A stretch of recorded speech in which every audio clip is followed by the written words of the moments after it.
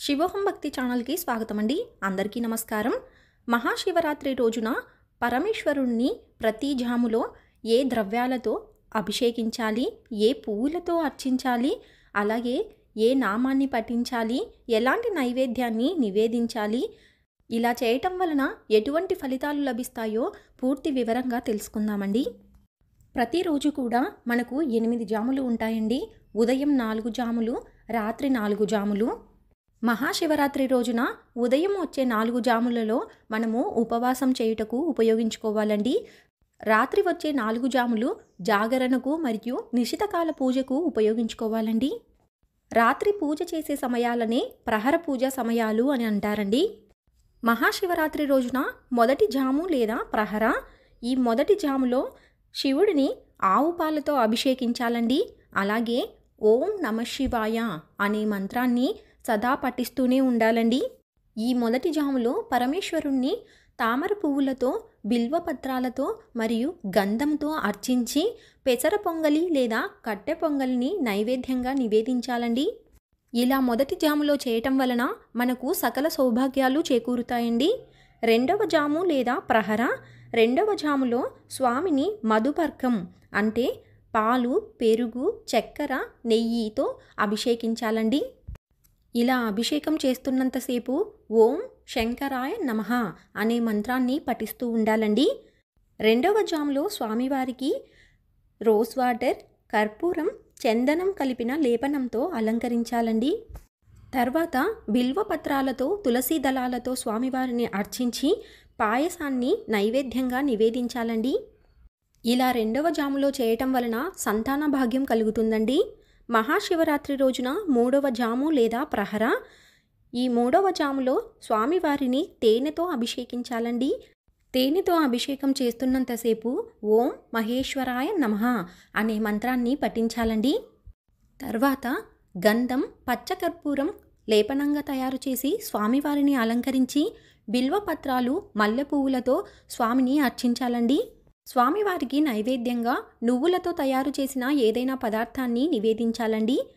ఇలా చేయటం వలన సకల సిరి సంపదలు, అఖండ ఐశ్వర్య ప్రాప్తి కలుగుతాయండి. మహాశివరాత్రి రోజున 4వ జాము లేదా ప్రహర, ఈ 4వ జాములో స్వామివారిని చెరుకు రసంతో అభిషేకించాలండి.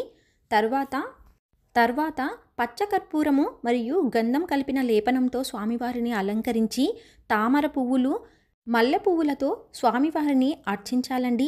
ఇలా అభిషేకము, అర్చన చేస్తున్నంతసేపు ఓం రుద్రాయ నమః అనే మంత్రాన్ని పఠిస్తూనే ఉండాలండి. ఈ 4వ జాములో స్వామివారికి అన్నాన్ని నివేదించాలండి. ఇలా చేయటం వలన కుటుంబంలో సఖ్యత, అన్యోన్యత కలుగుతాయండి. ఈ 4 జాములలో ఎటువంటి ద్రవ్యాలు మనకు అందుబాటులో లేనప్పుడు మంచినీటితోనైనా స్వామివారిని అభిషేకించుకోవచ్చునండి. అసలు నిశితకాల పూజా సమయం అంటే ఏమిటి? నిశితకాల పూజా సమయం అంటే మహాశివరాత్రి రోజున పరమేశ్వరుణ్ణి అర్చించి పూజించటానికి ఎంతో శక్తివంతమైన సమయమండి. ఈ సమయంలోనే శ్రీ మహాదేవుడు భూమి మీద ఆవిర్భవించి స్ఫటిక లింగ రూపంలో ఉద్భవించారండి. ఈ సమయాన్ని లింగోద్భవ కాలం అంటారండి.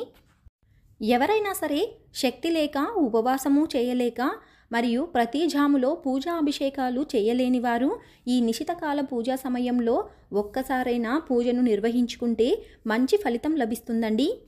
ఈ మహాశివరాత్రి రోజున పాటించవలసిన ముఖ్య నియమాలు 3 ఉన్నాయండి. అవి మొదటిది ఉపవాసం, రెండవది జాగరణ, మూడవది శివనామస్మరణ చేస్తూ స్వామికి అభిషేకించడం. ఈ 3 నియమాలు మహాశివరాత్రి రోజున ఖచ్చితంగా పాటించాలని శాస్త్రవచనమండి.